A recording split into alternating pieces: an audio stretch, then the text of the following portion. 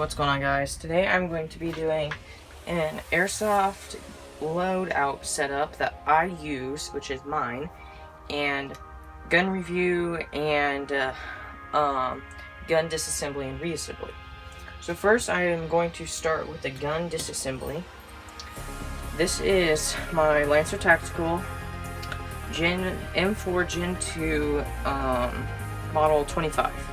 This gun is a nice AEG powered by batteries. AEG stands for automatic electronic gun, and I have a 4x32 scope on it with Lexan protection on the scope to protect it from BB impacts. And let's get started. So you need an Allen key to take out this Allen screw. Make sure your mag is out, your battery is disconnected and out of the gun for all safety purposes. You want to do this with adult supervision, because if you break your gun, you probably will never be able to fix it. And take another one, depending on how good yours is set up. This may not have to be hammered out, depending on how good it is. Mine does. And then you just take it, hammer it out till you hear it drop, and then it is out. So this pin, this screw holds your upper and bottom receiver together. And then you take your left hand right here. It doesn't really matter how, this is just how I prefer. Take your left hand here, push with your thumb, and then you'll see the bottom receiver will start to come off.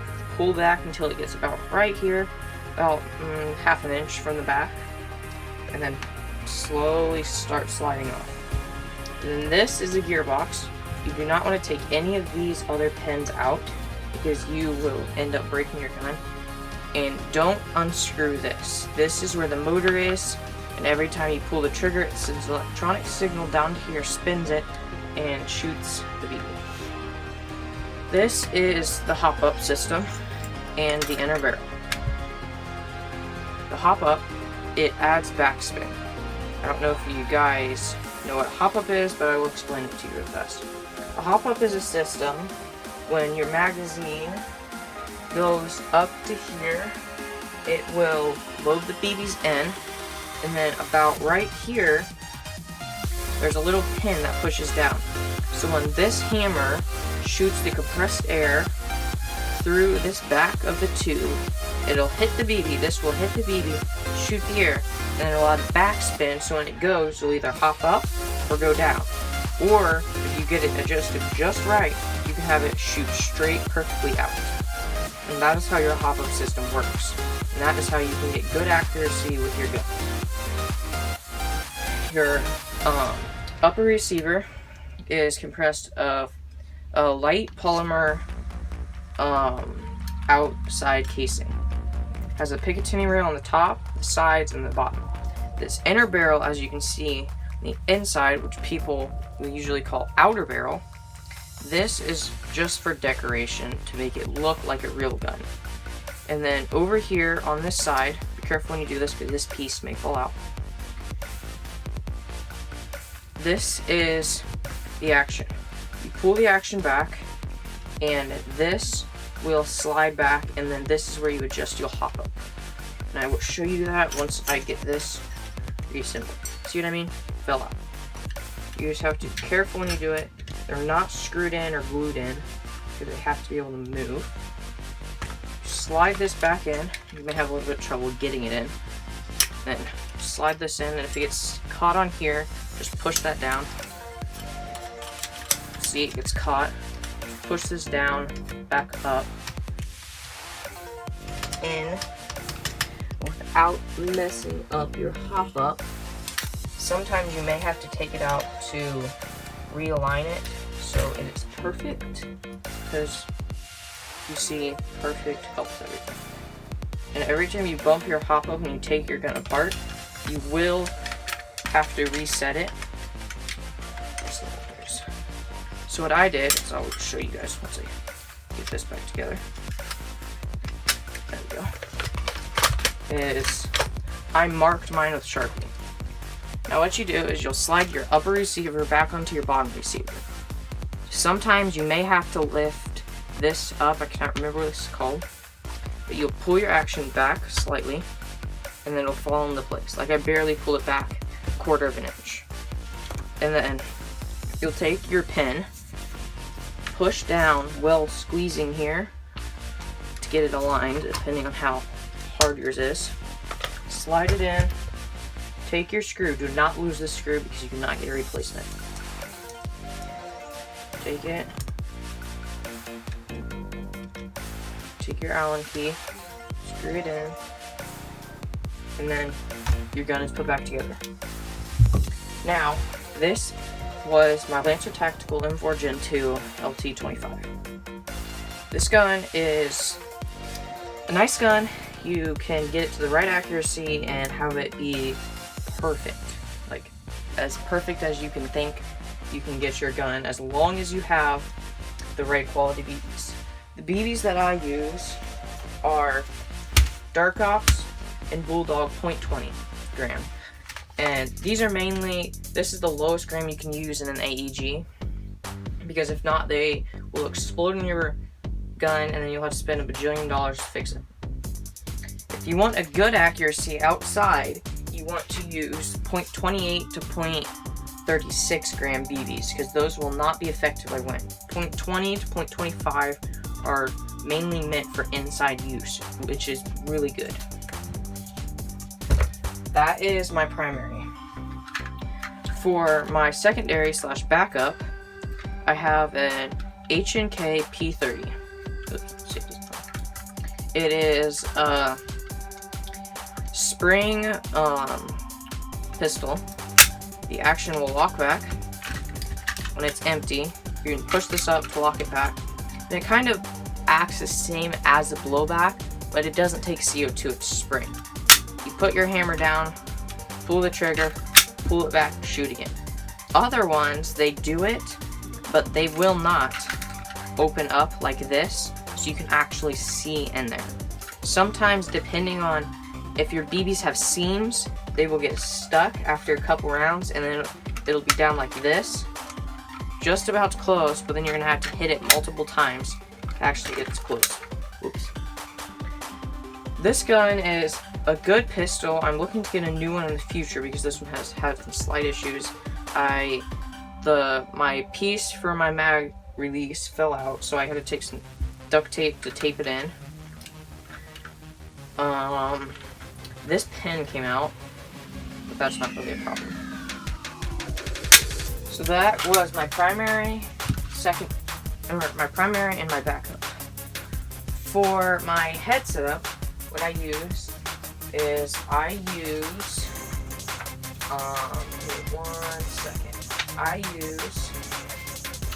Airsoft mesh mask with goggles.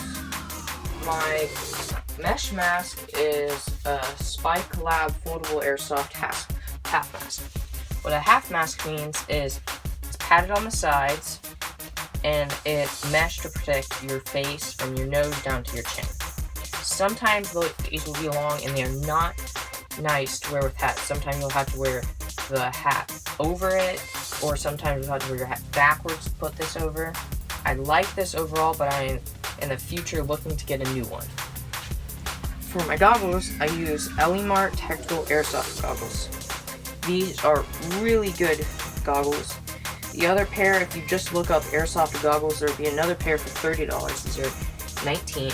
These are really good. They protect. They hardly fog up. The only time I've had them fogging up is after it's rained a lot and it's really humid. Then they'll fog up. They have line all the way down the bottom and the top. These are still considered full seal because they're full seal around the back. These are nice goggles. They have interchangeable lenses, clear, yellow, and tinted smoky, which I really like because they're really nice. I've actually, a couple weeks ago, I was playing Airsoft and I actually got hit in my goggles about like right here, and there's not even a mark. So they will protect you and they're really nice. They're very comfortable. And for my hat, I'll usually just wear a normal hat. I will use green neck wrap, just to protect my neck from the sun. For my gloves, I use half-fingered black gloves. They have plastic knuckles, and they are really nice. It's just the one thing I've had problems with after having a while. This hook and loop system actually just peels off during your game. So that's the only con to these. The pros, they're really nice. I'm looking in the future to get tan full-fingered ones because those are comfortable. These are comfortable and they are helpful when you're doing delicate tasks like adjusting your hop up, because sometimes full finger they'll be so thick that they're hard to use.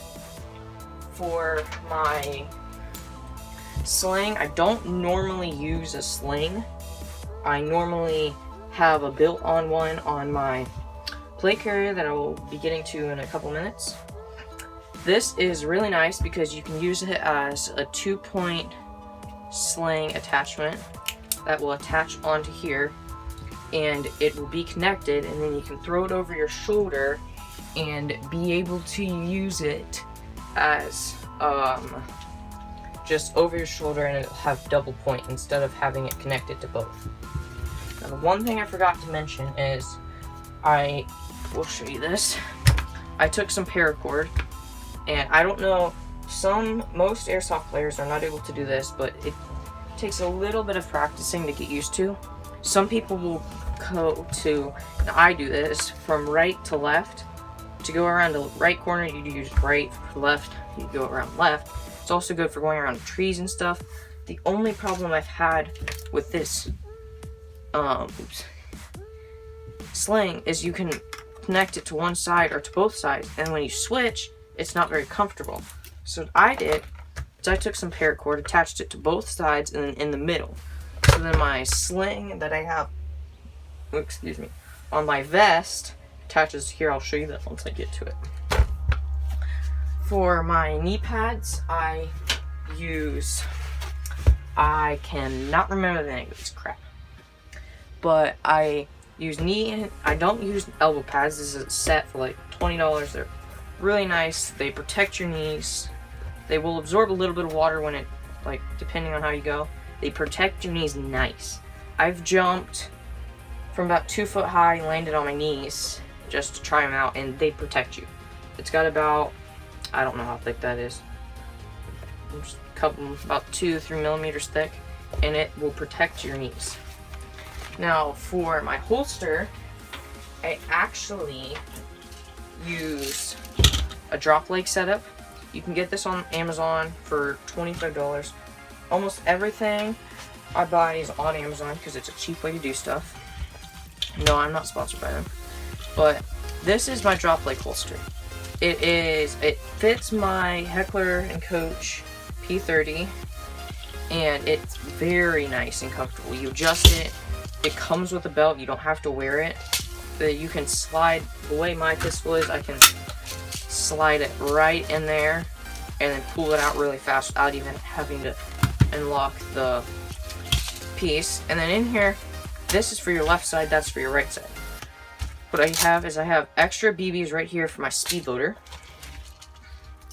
And then here, most of you guys probably don't play like this, but when we play, we actually use emptied 0.12 gram CO2 cartridges as grenades, which you don't use those on actual airsoft fields. It's just we use those because we don't normally buy grenades, and it's just an easy, cheap way to do it. Because if you have a CO2 pistol, or you know somebody that has them and they just throw them away, it's really nice.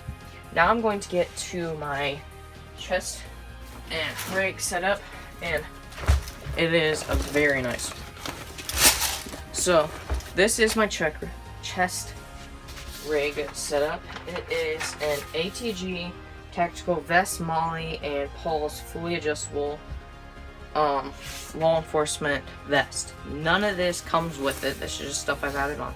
This is my kill rag, and it's only $50 as a waterproof pocket under here. It's adjustable all the way around, and you can put bulletproof plates in it if you have to, if you're in law enforcement. On here I have a Condor Tactical Triple Stack or open top mag pouch.